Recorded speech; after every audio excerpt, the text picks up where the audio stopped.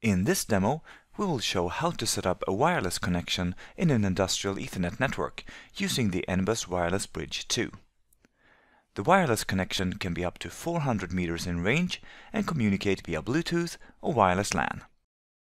I can set up the connection in several ways. The fastest way is to use the Mode button. To show how this works, I've hooked up two wireless bridges to power an Ethernet using the M12 connectors. I power up the modules and can see that the LEDs light up. On the first module, I press the Mode button until the C LED is lit and then hold it for 2 seconds to confirm.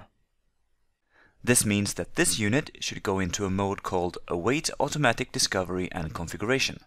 A list of all EasyConfig modes and their pressing sequences can be found in the manual.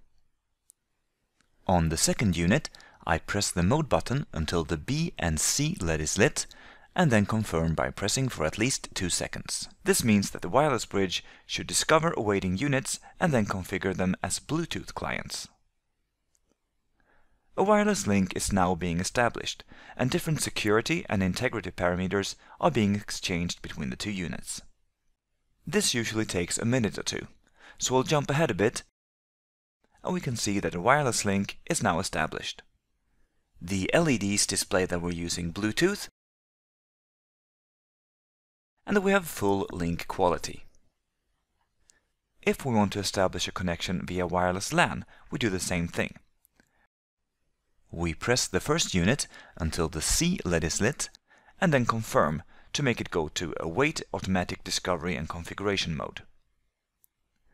And on the other unit, I press the button until the A and C LED is lit.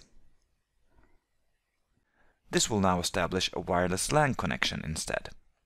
Shortly put, wireless LAN gives me a higher data throughput, while Bluetooth gives me a more robust wireless connection.